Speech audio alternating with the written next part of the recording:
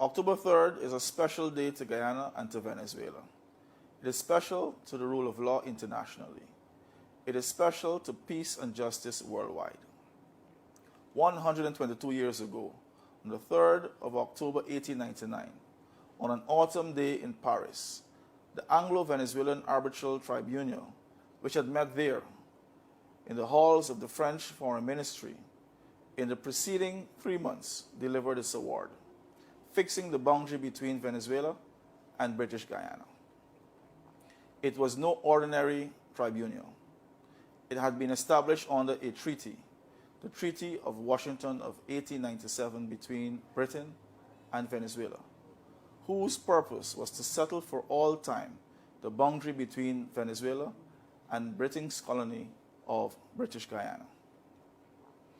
Venezuela and Britain undertook in solemn terms in that treaty to consider the results of the proceedings of the Tribunal of Arbitration as a full, perfect, and final settlement of all the questions referred to the arbitrators. It was no ordinary tribunal in another sense. It was the time of the Monroe Doctrine, and Venezuela co-opted the full patronage of America. It nominated the Chief Justice of the U.S. Supreme Court as a member of the tribunal, and a former American president as its chief counsel, Benjamin Harrison. Its members invited Professor F.D. Martens, professor of international law at the University of St. Petersburg, perhaps the most eminent international lawyer of that time, to be the president of the tribunal. An assemblage of more distinguished judicial minds and offices, it would be hard to match at any time. The verbatim records of the work of the tribunal fill 54 printed volumes, with arguments 4 hours each day, 4 days a week, and nearly 3 months. On the 3rd of October 1899, 122 years ago today, the tribunal gave its decision. It was unanimous.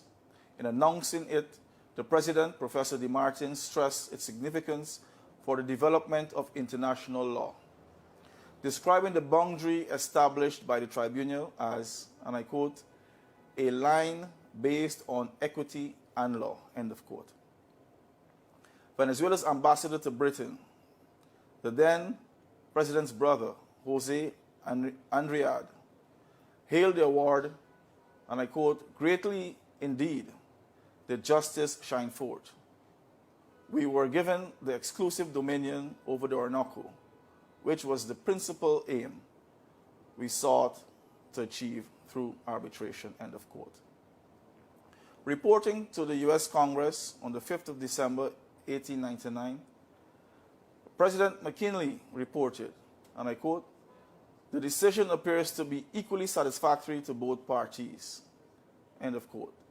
And for 63 years, it was the official Venezuelan position.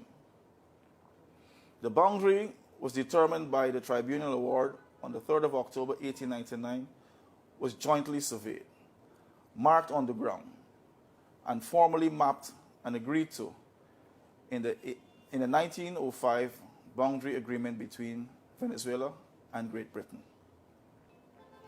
In a special moment of regional accord in the 1930s, Venezuela, Brazil, and British Guyana met and marked on the summit of Mount Roraima, the point where British Guyana, Venezuela line of 1899 meets the boundary with Brazil.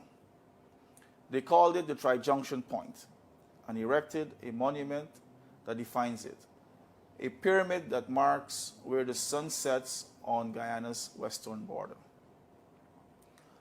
But there were cabals in Venezuela that ever craved for more.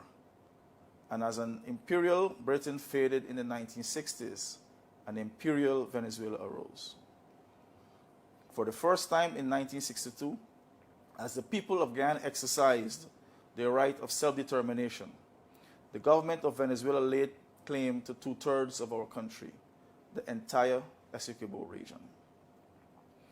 In commemoration of this day, the Ministry of Foreign Affairs and International Cooperation has released a booklet entitled Venezuela's Threat to Guyana, which lays out the whole squalid story of Venezuela's unworthy efforts to undo what unfolded in Paris 122 years ago. Today, the government and people of Guyana stand by the Geneva Agreement of 1966, stand by the Secretary General of the United Nations for his actions under it, stand by the International Court of Justice for its decision on jurisdiction in the matter, and stand by the whole judicial process which upholds the rule of international law. Together, they show the futility of Venezuela's efforts to erase that boundary line based on equity and law, or a Western boundary that this day commemorates. I thank you. Subtítulos y traducción. Mi mapa de Venezuela incluye nuestro Esequibo.